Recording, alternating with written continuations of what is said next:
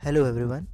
आज हम शुरू करने जा रहे हैं अपना नेक्स्ट टॉपिक नंबर थर्ड, जो कि है कमेंट्स, स्ट्रिंग्स एंड स्पेसेस। तो सबसे पहले हम समझ लेते हैं कमेंट्स हमारी किस तरह मदद करते हैं। कि ये कोड एक्सप्लेनेशन में हमारी मदद करते हैं कि इस कोड में क्या हो रहा है या होने वाला है। इसके अलावा improve code readability, code read करने में जो अगर कोई लॉजिक वगैरह लिखी हुई है और तो हमें नहीं पता चल रहा उस लॉजिक में क्या कहा जा रहा है, तो वो हम कमेंट्स में लिख सकते हैं ताकि दूसरे डेवलपर को, दूसरे यूज़र को समझ आ सके। ठीक है। तीसरा बेनिफिट इसका ये है कोड डीएक्टिवेशन, मतलब कि हम किसी कोड को टेस्ट करने के लिए अपने पहले कोड को कमेंट आउट कर सकते हैं ताकि हम ये देख सकें कि हमारा दूसरा जो फंक्शन है या दूसरा जो कोड है वो प्रॉपर वर्क कर रहा है या नहीं कर रहा। तो और भी बहुत ज़्यादा इसके बेनिफिट्स हैं, ये तो सिर्फ अभी 3 ही हैं। तो इसके बाद आ जाता है दो तरह के कमेंट्स होते हैं, 2 टाइप्स के कमेंट्स होते हैं। एक होते हैं सिंगल लाइन कमेंट्स होते हैं और एक होते हैं multi line comments. Single line comments represent होते हैं डबल फॉरवर्ड स्लैश से। ठीक है। तो वो सिंगल लाइन कमेंट बन जाता है। और मल्टी लाइन कमेंट्स के लिए हमें फॉरवर्ड स्लैश, उसके बाद एस्ट्रिक जो कि स्टार जिसको कहते हैं, जो हमारी 8 नंबर की जो कीबोर्ड के है उस पर ये स्टार बना होता है, एस्ट्रिक बना होता है। तो फॉरवर्ड स्लैश और एस्ट्रिक, और उसके बाद इसकी जो एंडिंग होगी वो एस्ट्रिक और फॉरवर्ड स्लैश से ही होगी। उसके बीच में हम जो भी लिखेंगे मल्टी लाइन के अंदर वो हमारा कमेंट होगा और कमेंट कहलाएगा। ठीक है। तो इसके बाद हम चलते हैं अपनी स्ट्रिंग्स की तरफ। तो दरअसल सी में कोई स्ट्रिंग नहीं होता। सी में हम स्ट्रिंग बनाते हैं खुद। वो किस तरह बनाते हैं कि हम एक करेक्टर डेटा टाइप लेते हैं, जैसे कैर डेटा टाइप लेते हैं और उसको हम अरे में कन्वर्ट कर देते हैं। तो जब एक करेक्टर होगा, करेक्टर की अरेज होंगी, तो जो इंडिविजुअल वर्ड्स होते हैं, जैसे ए फॉर एग्जांपल, ए एक करेक्टर है। ठीक है। बी, सी, डी, ये अब हो गए 4 करेक्टर्स। तो अगर मैं इनकी एक अरे ले लूँ ए बी सी डी, तो मैं इन चारों को स्टोर कर सकता हूँ। तो बिल्कुल कुछ इसी तरह ही हम सी में स्ट्रिंग लिखते हैं। हालांकि सी प्लस प्लस ने ये हमारी मुश्किल आसान कर दी, उसमें हम डायरेक्ट स्ट्रिंग लिख सकते हैं। ठीक है, कोई हमें कैर वगैरह नहीं लिखना पड़ता। तो जो स्ट्रिंग्स के लिए फॉर्मेट स्पेसिफायर यूज़ होता है वो होता है modulus S. Modulus S use होगा स्ट्रिंग्स के लिए। और अगर सिंगल करेक्टर है जैसे ए, तो उसके लिए मॉड्यूलस सी यूज़ होगा। ठीक है। एक ये न्यू हेडिंग है एस्केप सीक्वेंसेस, मुझे लगा ये भी ज़रूरी है क्योंकि ये भी बहुत इम्पॉर्टेंट है और बहुत काम आते हैं एस्केप सीक्वेंसेस। तो जल्दी से पढ़ लेते हैं, उसके बाद हम फिर अपने कोड की तरफ चलेंगे। तो एस्केप सीक्वेंसेस ऐसे कैरेक्टर्स होते हैं, ठीक है, ऐसे सिंबल्स या ऐसे कैरेक्टर्स कह लें कि जो हमारी हेल्प आउट करते हैं प्रोग्राम लिखने में, कोड रीडेबिलिटी में ये हमारे काम आती हैं। हम कोड को बहुत अच्छे अंदाज से लिख सकते हैं, बहुत अच्छे अंदाज से उसका आउटपुट निकाल सकते हैं। ठीक है। तो सबसे पहले हमारे पास है न्यू लाइन। अगर आपने न्यू लाइन पे जाना है कभी भी, तो आप \n का यूज़ करें, तो आप न्यू लाइन पे चले जाएंगे। और इसी तरह अगर हमने हॉरिजॉन्टल टैब देना है, और ये तकरीबन 8 स्पेसेस की टैब देता है, नहीं 8 स्पेसेस। \t डालेंगे तो हमें 8 स्पेसेस मिल जाएंगी। यानी कि अगर हमने कुछ यहाँ पे लिखा है XYZ, तो उसके बाद 1 2 3 4 5 6 7 8, उसके बाद यहाँ पर हमारा नेक्स्ट XYZ होगा। तो और इसी तरह टैब टी \t हम लिखते जाएंगे तो हमें 8 स्पेसेस मिलती जाएंगी। इसके अलावा बैक स्लैश हम सिंगल अगर बैक स्लैश लिखेंगे तो कुछ भी नहीं लिखा जाएगा, तो हमें इसलिए डबल बैक स्लैश डालनी पड़ती है एक सिंगल बैक स्लैश डालने के लिए। और इसी तरह हमें बैक स्लैश डबल कोट डालना पड़ता है डबल कोट डालने के लिए, बैक स्लैश सिंगल कोट डालना पड़ता है सिंगल कोट डालने के लिए। और बैक स्लैश ए ये बड़ी अच्छी चीज़ है, ये एक छोटी सी बीप साउंड अलर्ट करती है कि अगर हमने जैसे हमारा कोड अनसक्सेसफुल हुआ तो उस पर कोई अलर्ट बेल बजे, अलर्ट हो, या फिर कोड सक्सेसफुल हो उस पर अलर्ट हो, तो हम बैक स्लैश ए का यूज़ करेंगे। इसके अलावा नल करेक्टर स्ट्रिंग्स में यूज़ होता है, ये अभी हम थोड़ी देर में इनमें से कुछ एस्केप सीक्वेंसेस यूज़ करेंगे। ठीक है, चलते हैं हम अब अपनी नेक्स्ट स्लाइड की तरफ जो कि हैं स्पेसेस। ये बहुत अच्छी चीज़ है, स्पेसेस अगर ये पढ़ लिया तो आप बहुत अच्छे अच्छे प्रोजेक्ट्स बना सकते हैं। ठीक है, what are spaces? Spaces are white space characters that create visual separation in code and output. ये एक विजुअल सेपरेशन क्रिएट करता है, ठीक है, जिससे कोड बहुत नीट, बहुत क्लीन आपको आउटपुट उसका मिलता है। ठीक है, ये भी हम अभी देखने वाले हैं। तो इसकी बेनिफिट्स देख लेते हैं। बेनिफिट्स में इसका आ जाता है इम्प्रूव रीडेबिलिटी, कोड रीड करने में नहीं, कोड के आउटपुट रीड करने में आसानी होती है। बेटर कोड स्ट्रक्चर, कोड का स्ट्रक्चर बहुत बेहतरीन हो जाता है। ठीक है, एरर्स भी रिड्यूस होते हैं और यूज़र फ्रेंडली डिस्प्ले होता है, यूज़र फ्रेंडली आउटपुट इसका आता है जब हम स्पेसेस का यूज़ करते हैं। तो अब ये हम चारों चीज़ें यूज़ कर लेते हैं अपने एक ही प्रोग्राम में। तो चलते हैं हम अब अपने IDE की तरफ। तो हम करेंगे ओपन अपना IDE, ठीक है, और हम लिखेंगे अपना बेसिक स्ट्रक्चर।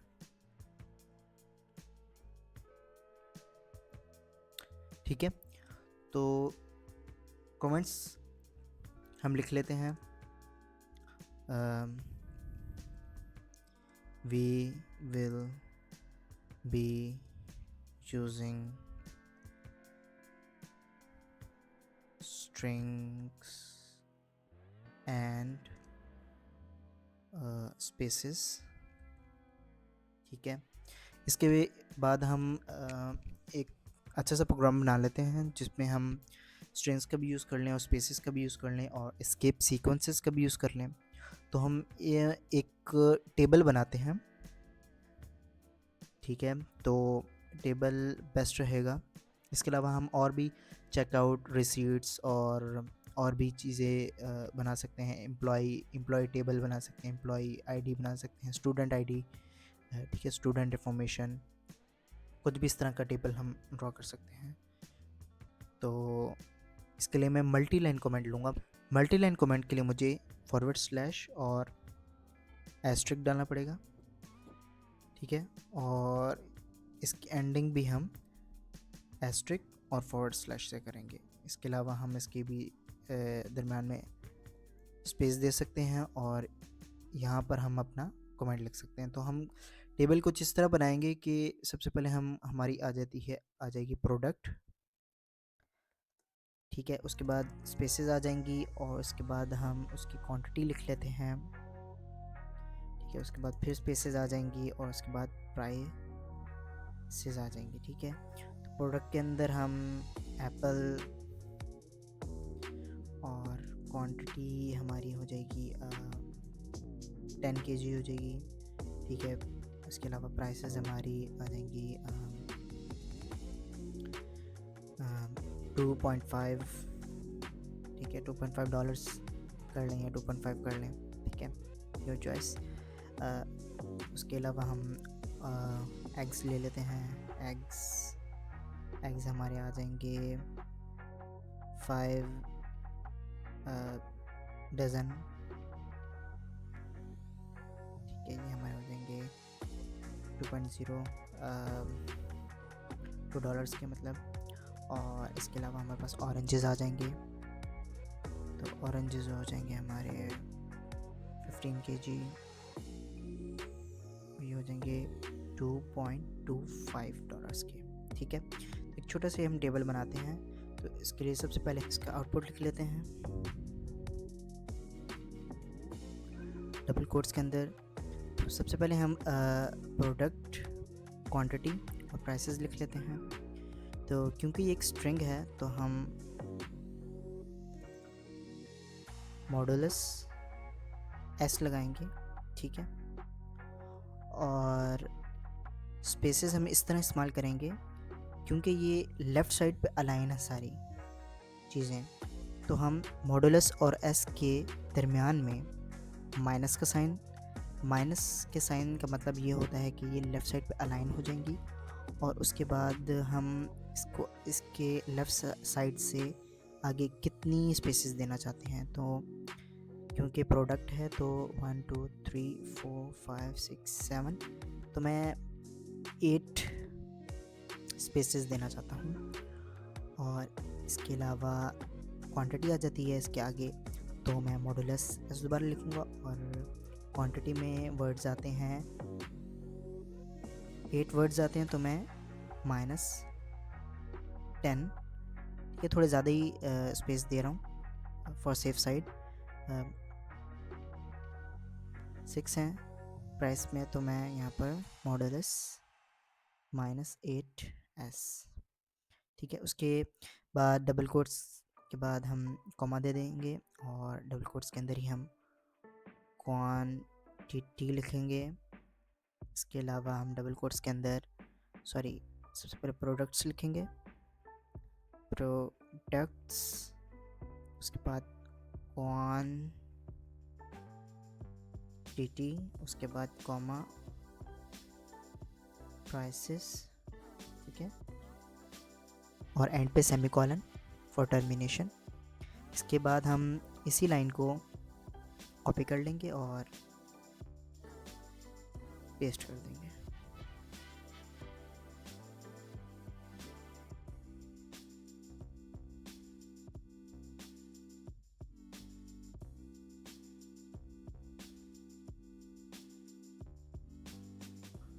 लेकिन यहाँ पर मैं एस का इस्तेमाल नहीं करूँगा, यहाँ पर मैं एफ का इस्तेमाल करूँगा फॉर फ्लोट। तो सेव करते हैं, रन करते हैं, कंपाइल एंड रन। तो ये सब हमारा एक ही लाइन में आ गया। तो हमें एक लाइन में तो नहीं चाहिए, हमें तो टेबल बनाना था। तो यहाँ पर हम स्किप सीक्वेंस का यूज़ करेंगे। तो हम इस तरह यूज़ करेंगे कि हम ये जो हमारा आखिरी वाला एस है, इसके बाद हम, क्योंकि हमें नेक्स्ट लाइन, ये हमें सब नेक्स्ट लाइन पे चाहिए, मतलब पहली लाइन प्रिंट हो, उसके बाद हम नेक्स्ट लाइन पे चले जाएं, ये लाइन प्रिंट हो, फिर हम नेक्स्ट लाइन पे चले जाएं, फिर ये लाइन प्रिंट हो, फिर हम नेक्स्ट लाइन पे चले जाएं। तो हम \n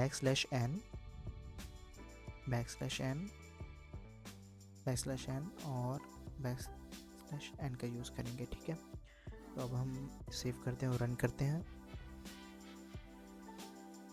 कंपाइल एंड रन।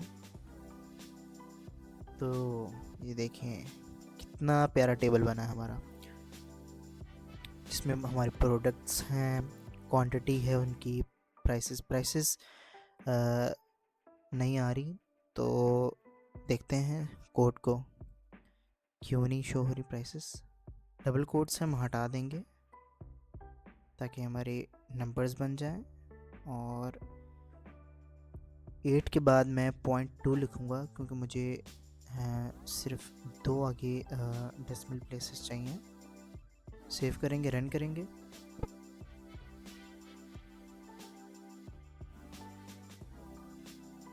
और ये देखें कितनी खूबसूरत तरीके से हमारी प्रोडक्ट्स भी शो हो रही हैं, क्वांटिटी भी शो हो रही है और प्राइसेस भी शो हो रही हैं।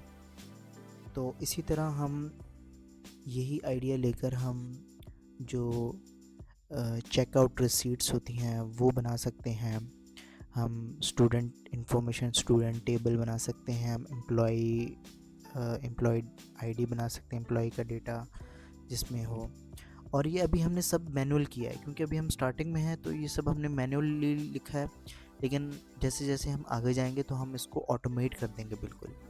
हम यूज़र से कहेंगे कि आप डेटा लिखो और फिर उस डेटा को हम एज अ प्रिंट कराएंगे, और ये हमारा एज अ प्रोजेक्ट भी हो सकता है।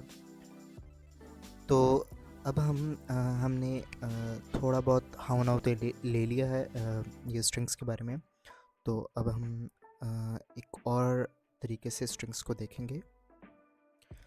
तो सबसे पहले हम अपना क्यार डेटा टाइप लिखेंगे और उसके बाद फिर हम वेरिएबल का नाम कुछ भी, जैसे नेम, और इसको अरे बनाने के लिए हम इसके आगे स्क्वायर ब्रैकेट्स डाल देंगे और इक्वल टू, और डबल कोट्स के अंदर हम कोई भी नाम लिख लेंगे, जैसे जॉन विक, ठीक है, और लास्ट में सेमीकोलन। और इसको सिंपली आउटपुट करने के लिए printf double quotes format specifier comma और वेरिएबल का नाम नेम, ठीक है। और तो देख सकते हैं आप जॉन विक लिखा आ गया। और क्योंकि हम अरे यूज़ कर रहे हैं, तो अगर हमें कोई इंडिविजुअल लेटर्स चाहिए ना, तो हम उसको भी एक्सेस कर सकते हैं। जैसे कि मुझे इस W, ये मुझे सिर्फ W चाहिए। खैर है तो ये एडिशनल इन्फॉर्मेशन, लेकिन आप इसके अपने नेम के आगे आप इसकी काउंटिंग कर सकते हैं। ज़ीरो से आपने काउंटिंग करनी है। जैसे जे को आपने एज अ ज़ीरो कंसिडर करना है। 0 1 2 3 4, स्पेस को भी काउंट करना है 5। तो नंबर 5 पे, तो हम यहाँ पर 5 लिखेंगे और सेव करेंगे, और शॉर्टकट की F11। यस, क्योंकि हम इंडिविजुअल एक्सेस कर रहे हैं, तो हम फॉर्मेट स्पेसिफायर अपना चेंज करेंगे, ठीक है। तो इस तरह हम स्ट्रिंग लिख सकते हैं, ठीक है। तो अगली वीडियो में हम इनपुट और आउटपुट का पढ़ेंगे, ताकि हम यूज़र से इनपुट लें और फिर आउटपुट शो करें। That's it guys. उम्मीद है आपको समझ आई हो और अच्छा लगा हो। तो लाइक कर दीजिए, कमेंट कर दीजिए।